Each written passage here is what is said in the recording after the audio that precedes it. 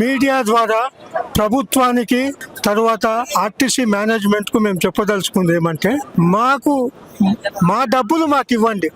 మా డబ్బులు మాకు ఇచ్చే పరిస్థితులలో ఇప్పుడు ఇన్ని రోజులు జరిగిన ఆలస్యానికి బాధపడాలి, అదే ఇవ్వలేకపోతున్నామని పశ్చాత్తాపడాలి.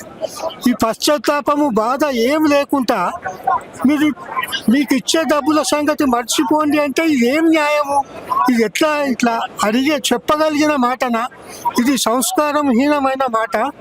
ఇప్పుడు ఇదే విషయం మేము ముఖ్యమంత్రి గారి దృష్టికి, ప్రభుత్వం దృష్టికి తెస్తూ చెప్పదలుచుకుందేమంటే, ముఖ్యమంత్రి గారు మొన్న అన్నారు, పెద్దల్ని గౌరవించకపోతే, పెద్దలకు రావాల్సిన పైసలు రాకపోతే వాళ్ళ మీద చర్య తీసుకుంటామని. మేము ఆర్టీసీలో పెద్దలం. ఇప్పుడు మా పిల్లలు మమ్మల్ని గౌరవించకపోతే మేము ఎవరికి చెప్పుకోవాలి? ఇది చెప్పుకునే తందుకే ఇక్కడికి వచ్చినాం. ఇంకొక మాట ముఖ్యమంత్రి గారి దృష్టికి, ప్రభుత్వం దృష్టికి మేము తీసుకురాదలుచుకున్నాము. ప్రభుత్వంలో బకాయి పడ్డ పరిస్థితులలో ఉద్యోగులకు ఏం చెప్పిండ్రు? ఏమన్నా చేస్తాం, మా జీతాలు తగ్గించుకుంటాం, వేరే ఆస్తులు అమ్ముతాము, ఏమన్నా చేసి 100 రోజులలో మొత్తం ప్రభుత్వ ఉద్యోగులకు బకాయిలు చెల్లిస్తామని చెప్పినారు. అదే నీతి మా పట్ల చూపండి. మాకు ఎన్ని రోజులలో ఇస్తారు ఈ బకాయిలు?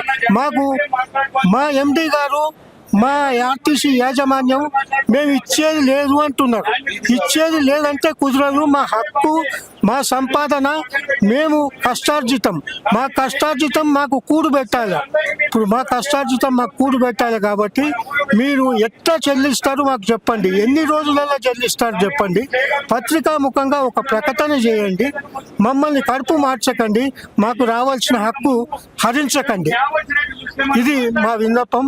ఇంకొకసారి మేము అంతా ఇట్లా బస్ భవన్ ముందరకు వచ్చి మళ్ళీ మా హక్కుల కోసం పోరాటము, లేకపోతే ఇంతమంది 10,000 మందిని ఇక్కడ జమ అయ్యి మాకు రావాల్సిన బకాయిల కోసం మిమ్మల్ని అర్థించటము జరగకుండా శాశ్వత పరిష్కారం చేయండి.